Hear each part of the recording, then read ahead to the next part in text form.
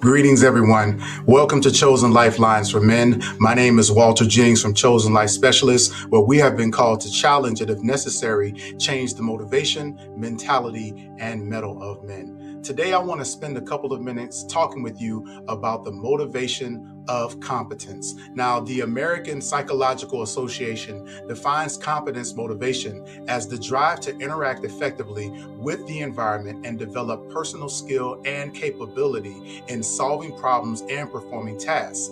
Such mastery being reinforced by a sense of control and positive self-esteem. So this is a motivation that is encouraged by the growth and the expansion of the knowledge and the ability to be able to expand your skill set and your capabilities. Now, I want to share with you 4 quick tips to encourage motivation in competence. Number 1 is seek tasks that are personally interesting to you. So in order to oftentimes continue stoking the fire of your motivation, that involves things that you are passionate about or interested in. Now, normally, if you're interested in something, it is usually something that you don't know a whole lot about or everything about, but it is something that you would like to learn more about. So this actually allows you to feed your motivational side, but also it feeds your inquisitive, challenging side, because most of the things that you are going to engage in that you're interested in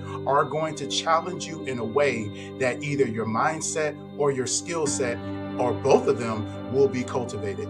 Tip number 2 is to filter feedback. So when you are growing your competence, there is going to be a learning curve. Sometimes that learning curve is low, sometimes that learning curve is higher, and sometimes it may take a little longer to develop competence and proficiency in a specific task or a project, or especially depending on how sophisticated it is, it may be a specific discipline. So it's important that as you get feedback, not to take it personally in a way that is going to turn you off from your pursuit of competence in that particular area. So, as some of the elders like to say, one of the phrases that we oftentimes use is chew the meat, spit out the bones. So that means to ingest those things that are going to be helpful to you in your process, and those things that may be deemed as a criticism that is a personal affront or attack on your character or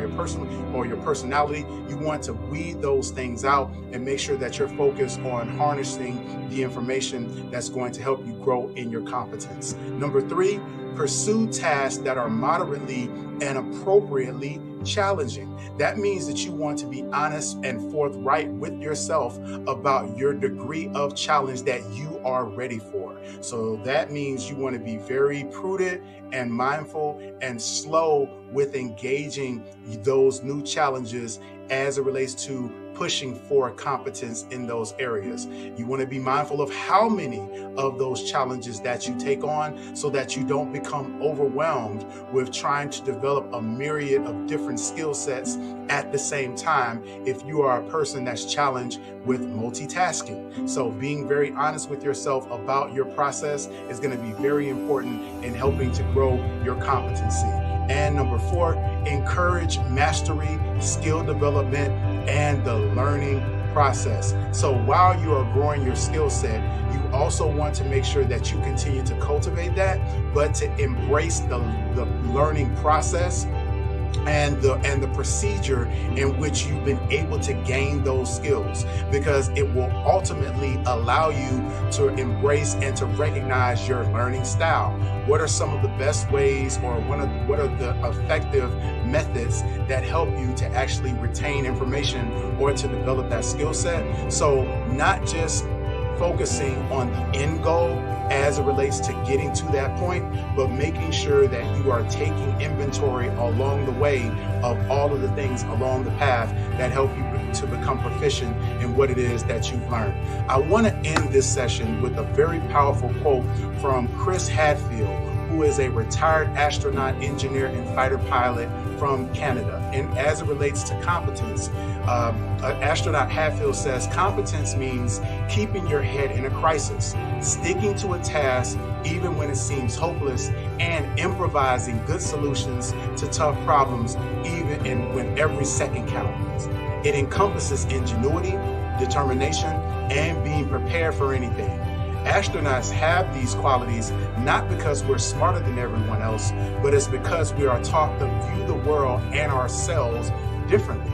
My shorthand for it is thinking like an astronaut, but you don't have to go to space to learn to do that. It's mostly a matter of changing your perspective, being able to utilize different positions and being willing to look at things from a different way is an important part of helping to increase and grow your competency.